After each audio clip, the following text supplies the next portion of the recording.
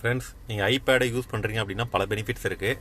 அதில் பார்த்தீங்கன்னா நம்ம வந்து இப்போ நீங்கள் காரில் அந்த ஐபேடை யூஸ் பண்ணுறீங்க, எப்படி யூஸ் பண்ணணும், அதுக்கு என்ன கிளாம் பண்ணுறத லாஸ்ட் வீடியோவில் காமிச்சேன். ஸோ இந்த வீடியோவில் நம்ம என்ன பார்க்க போகிறோம்னா, காரில் ஏறினோடனே நம்ம தேவையில்லாத எல்லா அப்ளிகேஷனும் நம்ம ரன் பண்ண முடியாது. வீடியோ பார்க்குறது எல்லாமே ரன் பண்ண முடியாது. காரில் நீங்கள் ஏறினோடனே பார்த்தீங்கன்னா உங்களுக்கு 2 அத்தியாவசியமான விஷயங்கள் தேவை.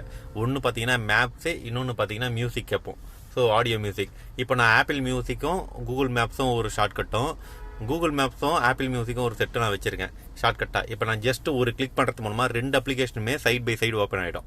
இப்போ பார்த்தீங்கன்னா ஒரு பக்கம் ஆப்பிள் மியூசிக்கும் ஒரு பக்கம் கூகுள் மேப்ஸும் ஓப்பன் ஆகிருக்கு. ஓகேங்களா? இப்போ நான் இதை மினிமைஸ் பண்ணிவிட்டு 2வது ஷார்ட்கட்டை கிளிக் பண்ணுறேன்.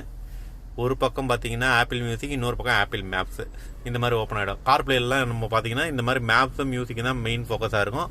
ஸோ அந்த மாதிரி நம்ம ஒரு ஷார்ட்கட்டை ரெடி பண்ணி வச்சிட்டோம். ஸோ இதுக்கப்புறம் பார்த்தீங்கன்னா இதை நம்ம வந்து கார்ப்ளே மாதிரியே காரில் இருக்கும்போது யூஸ் பண்ணிக்கலாம். Thank you for the watching video.